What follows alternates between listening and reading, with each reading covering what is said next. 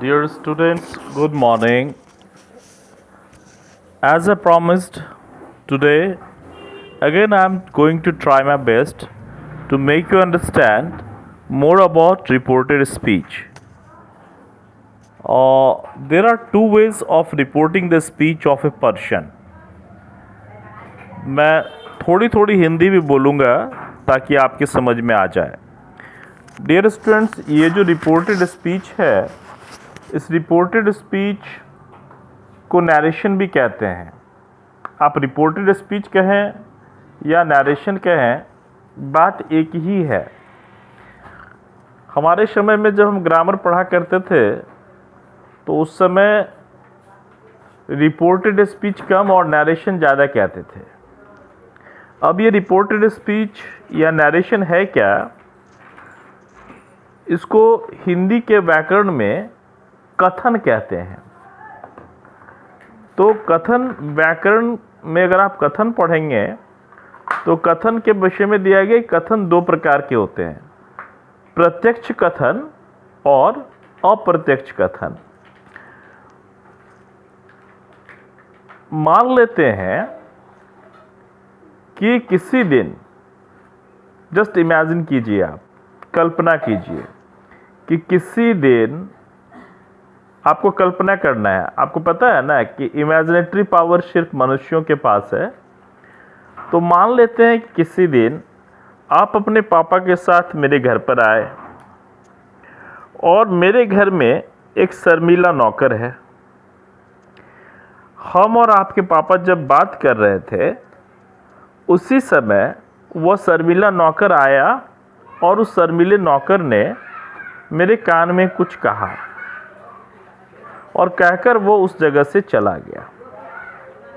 Dear student, उस नौकर ने जो कुछ भी मेरे कानों में कहा या कान में कहा, धीरे से कहा,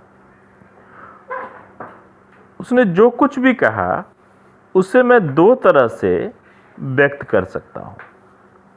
पहला तरीका है हूबहू उसी के शब्दों को, अर्थात उसके द्वारा कहे गए वाक्य को एज इट इज़ मैं कह दूं, या फिर थोड़े से चेंजेस के साथ कहूं.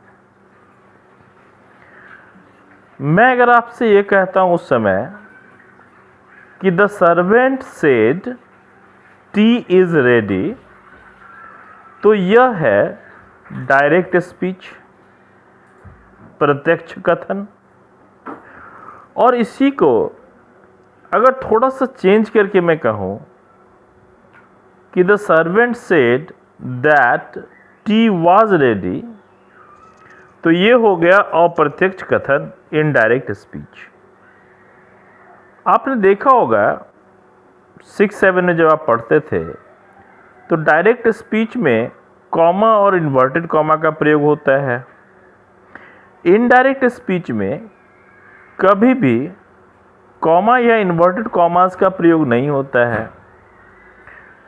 कंजंक्शन दैट का प्रयोग इनडायरेक्ट स्पीच में होता है और डायरेक्ट स्पीच में नहीं होता है. आइए कुछ और बातें हम समझने का प्रयास करते हैं.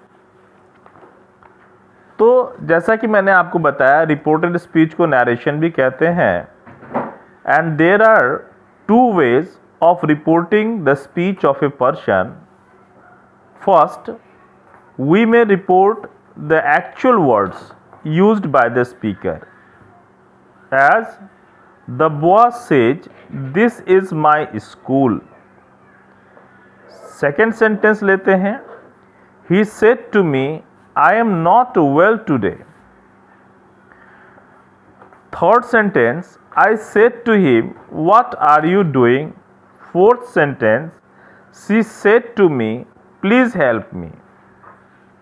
In all these sentences, the actual words of the speaker, the speaker कौन, बोलने वाला. जैसे पहला सेंटेंस जो है उसमें द बॉय हो गया स्पीकर, दूसरे सेंटेंस में ही, तीसरे में आई और चौथे में C. In these sentences, in all these sentences, the actual words of the speaker are given. अगर हम लिखेंगे इनको तो जो कुछ भी उन्होंने कहा उनको लिखेंगे with in inverted commas without any change. तो जब स्पीकर के बातों को इन्वर्टेड कॉमास के अंदर लिखते हैं या बोलते समय हूबहू बोलते हैं तो ये this way of reporting the exact words of the speaker is called direct speech और डायरेक्ट नरेशन। अब दूसरी बात जो आपको याद रखनी है, secondly we may report the substance of the speaker's words and not the exact words spoken by him as. अब ऊपर जितना मैंने 4 सेंटेंस आपको कहे थे, जैसे पहला था the boss says this is my school. अगर इनडायरेक्ट में कहना होगा तो हम क्या कहेंगे, the boss says that is his school. फिर नंबर 2 में मैंने कहा था he said to me I am not well today. Indirect में कहेंगे he told me that he was not well that day. Third sentence मेरा था I said to him what are you doing. Indirect में हो जाएगा I asked him what he was doing. Fourth sentence अगर आपको याद होगा तो था she said to me please help me. ये हो जाएगा इनडायरेक्ट में she requested me to help her. तो अभी तक जितने आपने 4 इनडायरेक्ट सुने, इन दीज सेंटेंसेस हम कहेंगे कि in these sentences the actual words of the speaker have not been reported, only the substance of the speaker's words is given. This way of reporting the words of a speaker is called indirect speech or indirect narration. अब आपको 2 बातें, speaker तो समझ में आ गया, अब मैं समझाता हूं reporting verb and reported speech. तो स्पीकर के तुरंत बाद आपको कॉमा से पहले, कॉमा और इन्वर्टेड कॉमा से पहले, स्पीकर और कॉमा से पहले, इन्वर्टेड कॉमा से पहले एक वर्ब मिलेगा। वो जो वर्ब है उसको कहते हैं रिपोर्टिंग वर्ब। और इन्वर्टेड कॉमा के अंदर जो सेंटेंस लिखा होता है, आई रिपीट, इन्वर्टेड कॉमा के अंदर जो सेंटेंस लिखा होता है उसको कहते हैं रिपोर्टेड स्पीच। एक सेंटेंस लेते हैं, मोहन सेज, कॉमा, कल्पना करें कॉपी में लिखा हुआ है Mohan says, comma, inverted comma start, I will go to Delhi tomorrow. इस सेंटेंस में मोहन क्या है, स्पीकर है, सेज रिपोर्टिंग वर्ब है और I will go to Delhi tomorrow ये है रिपोर्टेड स्पीच। अब दूसरा देखिए, I won't deceive my friend replied Arun. I won't deceive my friend, इसको इन्वर्टेड कॉमा के अंदर लिखा हुआ मान लीजिए और फिर कॉमा, रिप्लाइड अरुण। तो किसने कहा, अरुण ने कहा, अरुण ने जवाब दिया, इसलिए अरुण क्या हुआ, अरुण हो गया स्पीकर। और आई won't deceive my friend, I won't deceive my friend, ये हो गया रिपोर्टेड स्पीच। आप समझें ऐसे, द वर्ब यूजुअली से और said, I repeat, the verb usually say or said which generally comes before the inverted commas or the part outside the inverted commas is called the reporting verb. और आपको क्या याद रखना है, the part within मतलब inside, the part within the inverted commas or the exact words of the speaker given within the inverted commas is called the reported speech. मैं एक बार फिर पढ़ूंगा इसी लाइन को आपको समझने के लिए। The part within the inverted commas और the exact words of the speaker given within the inverted commas is called the reported speech। कुछ मुख्य बातें हैं जो आपको याद रखना है। Remember the following points about direct speech, और वो 3 बातें हैं।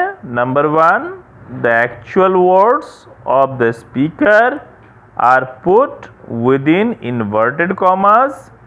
Number 2, the reported speech is separated from the reporting verb by a comma।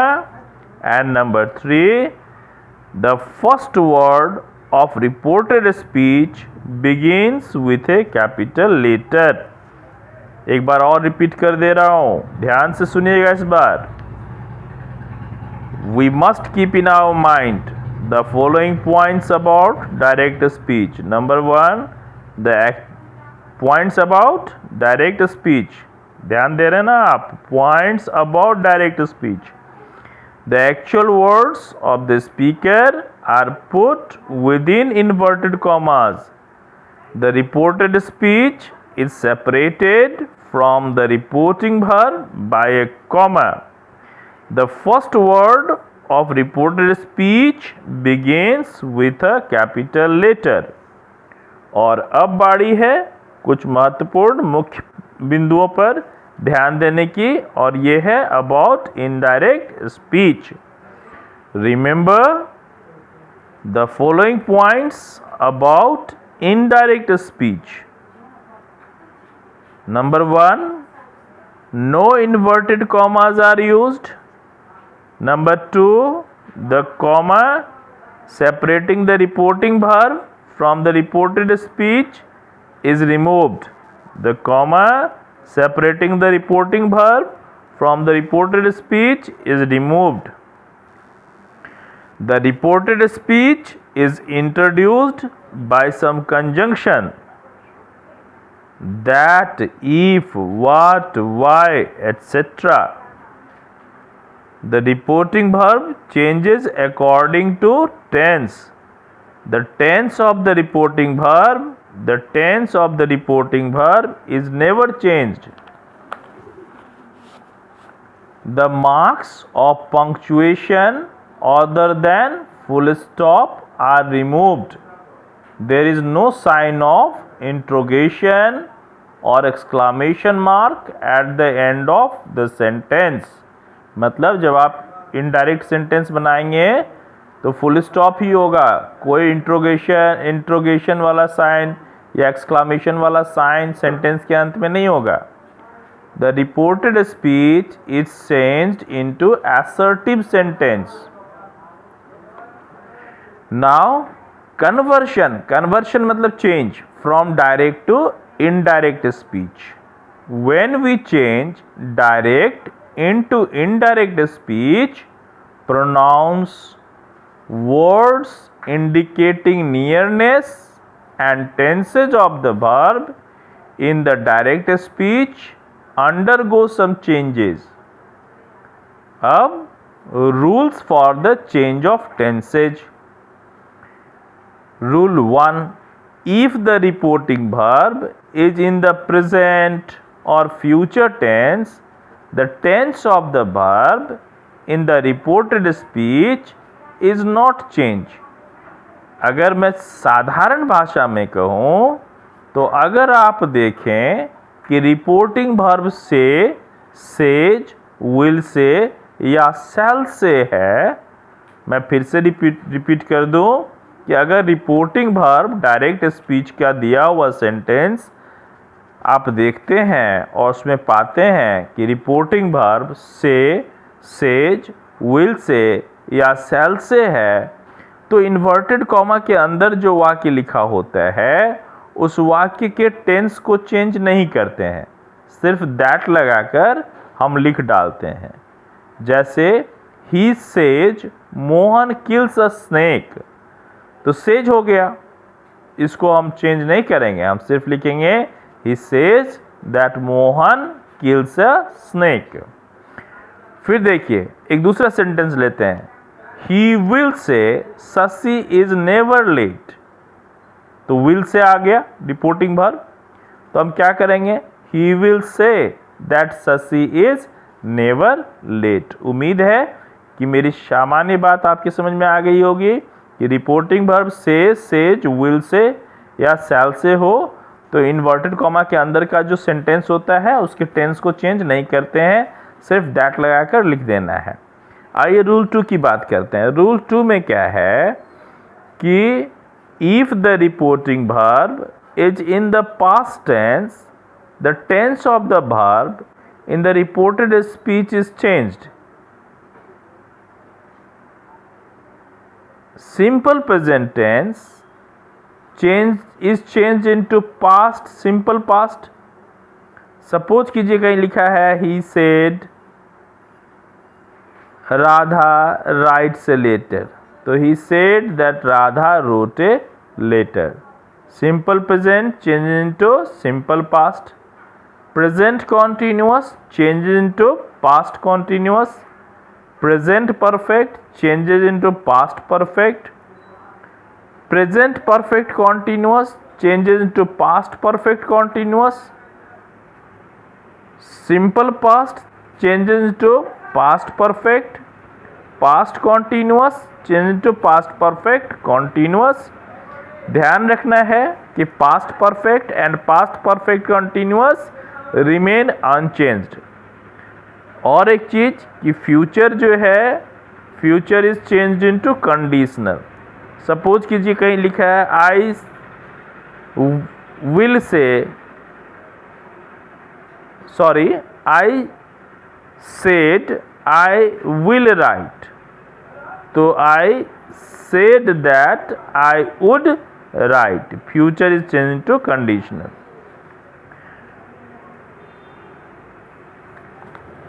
आज के लिए इतना ही, फिर अगले क्लास में हम लोग पढ़ेंगे। Thank you, have a nice day.